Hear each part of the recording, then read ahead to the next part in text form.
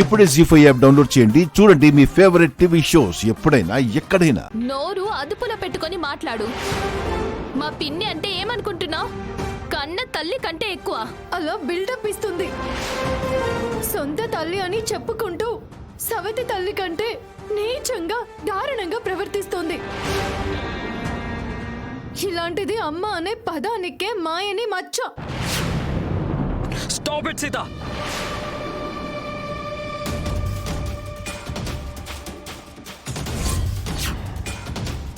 నీ నోటికొచ్చింది మాట్లాడకు. ఈ దయ్యం కపట ప్రేమకు మీరు మోసపోతున్నారండి. మిమ్మల్ని మాయ చేస్తుంది.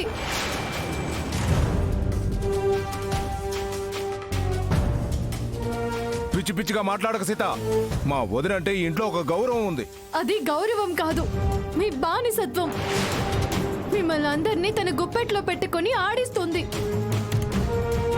తోలు బొమ్మల్లా మీరు తను ఆడించినట్టుగా ఆడుతున్నారు.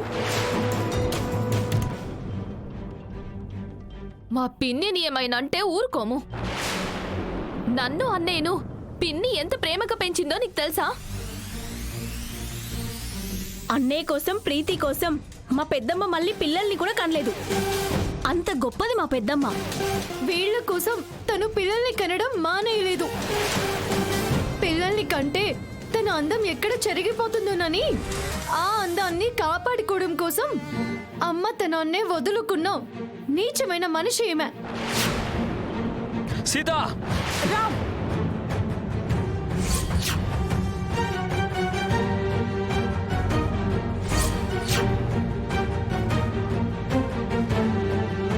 సీతని కొట్టకు.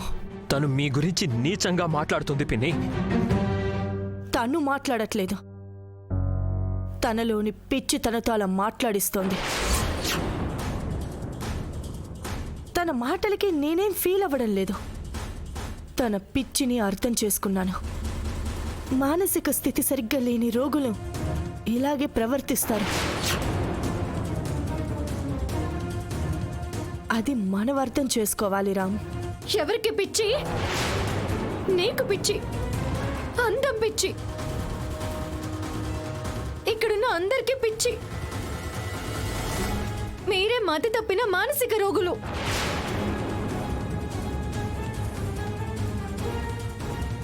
ముందుకలా మాట్లాడి ఇప్పుడు మాట మారుస్తున్నారు.